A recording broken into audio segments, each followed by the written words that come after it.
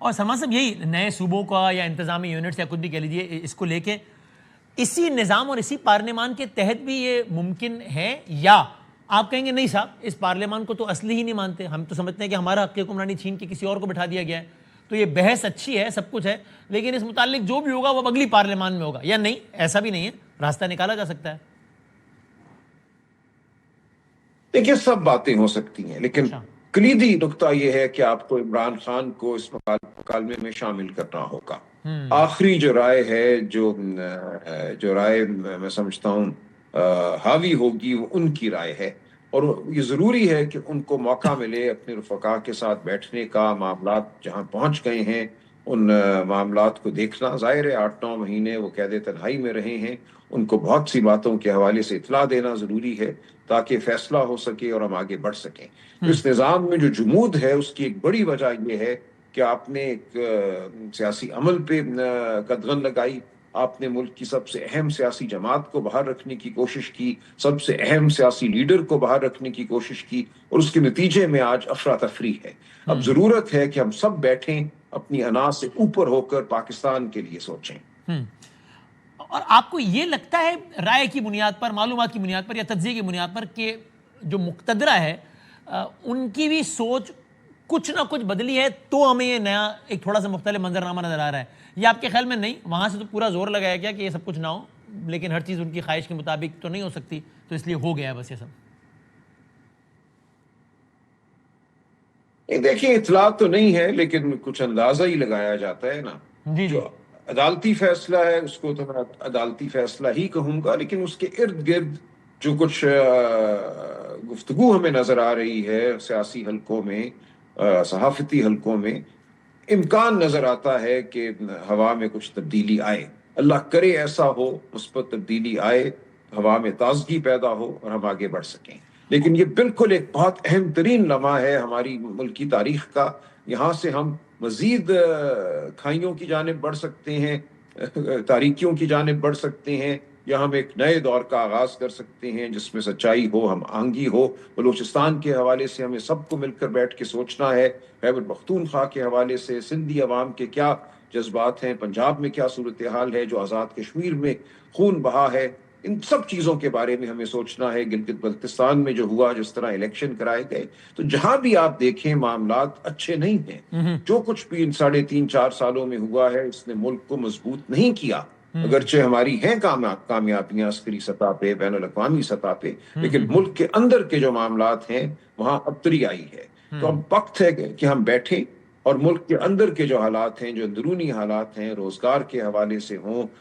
سیاسی بے چینی کے حوالے سے ہوں، ان سب کو ہم ٹھیک کریں، اور یہ ممکن ہے، ہم کر سکتے ہیں یہ۔ اور اس پر سر آپ کا گورنمنٹ کو بھی یہی پیغام ہے کہ صاحب بہت غلطیاں کر چکے آپ، شاید ہم سے بھی ہوئی ہوں، بہت تلخیاں ہو گئی ماضی قریب میں بھی بعید میں بھی، کبھی ہم سے بہت زیادہ آپ سے،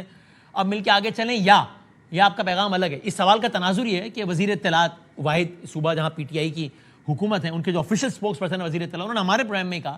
کہ کل تک ہم کہتے تھے لیکن کہ آئیں مل جل کے آگے بڑھیں گے، اب ظلم جس انتہا تک پہنچ چکا ہے اب ہم کہہ رہے ہیں کہ نہیں صاحب، اگر انہوں نے ہم پہ 100 مقدمے درج کرائیں ہم 100 سے زیادہ کرائیں گے۔ اس کو پی ٹی آئی کی پالیسی سمجھیں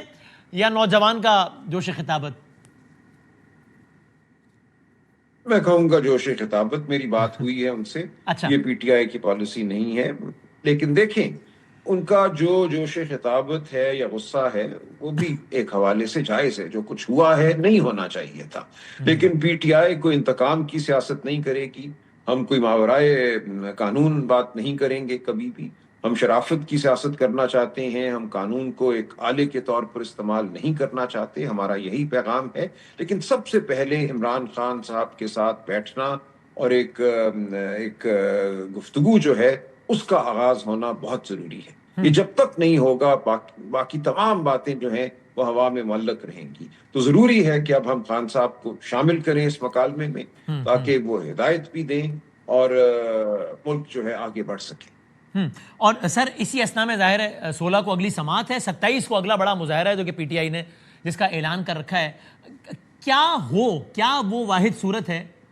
کہ جس کے وقوع پذیر ہونے سے 27 کا احتجاج مؤخر یا ملتوی ہو سکتا ہے؟ دیکھیں اس وقت میں کچھ نہیں کہہ سکتا، ہماری کال دستور قائم ہے, ہم نے اس کو واپس نہیں لیا, لیکن اس دوران بڑے واقعات ہو سکتے ہیں, پیش رفت ہو سکتی ہے. کیا ہو سکتی ہے میں نہیں کہوں گا ابھی, لیکن بالکل ممکن ہے کہ ایک روڈ میپ بنے شفاف الیکشن کی جانب بڑھنے کا. جو یہ جھوٹے مقدمات ہیں ان کا خاتمہ ہو, جو ہمارے اسیران کوٹ لکھپت میں ہیں, پورے ملک میں ہیں, ان کے حوالے سے قانون اور انصاف کی بات ہو, ان کو رہائی ملے. بہت سی باتیں ہیں جو کی جا سکتی ہیں. ان کو آپ کانفیڈنس بلڈنگ میجرز کہیں, سی بی ایمز کہیں, یا اس سے آگے بڑھ کر نظام کو درست کرنے کی بات کہیں, کہ سب کچھ ممکن ہے. 3-4 ہفتے ایک لمبا عرصہ ہے. ٹھیک. اینڈ سے ٹورڈز دی اینڈ یہ مولانا صاحب نے تو آج کہا جب ملے ہیں اچک زئی صاحب سے اور ان سے کہ جناب ہمیں گرینڈ اپوزیشن الائنس کی بات کی,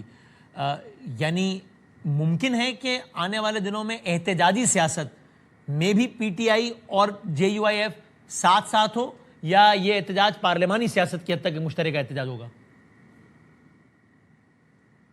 دیکھیے, کسی بھی امکان کو رد نہیں کیا جا سکتا. بالکل یہ ممکن ہے پارلیمان کے اندر بھی اور باہر بھی. دیکھیں, اگر آپ سیاسی سپیس جو ہے اس کو کم کرتے ہیں پارلیمان کے اندر, پچھلے 3 سال تو یہ ہوتا رہا, ہمارے ممبران کی تقاریر کو سینسر کیا گیا, ان کو مائک نہیں دیا گیا, ہماری آواز جو ہے اس کو باہر نہیں آنے دیا گیا. یہ غیر معمولی واقعہ ہوا ہے. پاکستان کی تاریخ کے تاریخ سے تاریخ دور میں یہ نہیں ہوا کہ پارلیمنٹ کے اندر بات نہ کرنے دی جائے یا بات کو حذف کر دیا جائے. تو یہ سب کچھ ہوا ہے. اگر اس روش میں تبدیلی نہیں آتی تو جو آپ نے آزاد کشمیر میں دیکھا, عوامی ایک رد عمل, یہ پورے ملک میں آپ دیکھیں گے. اور عین ممکن ہے کہ ہمارے ساتھ وہ لوگ چلیں جو 1-2-3 نقطوں پر ہمارے ساتھ اتفاق کرتے ہیں. مکمل کوئی اتحاد نہ بھی ہو تو بہت سی ایسی باتیں ہیں جن پر بہت سی سیاسی قوتیں پاکستان کی چھوٹی بڑی ہمارے ساتھ چلنے کو تیار.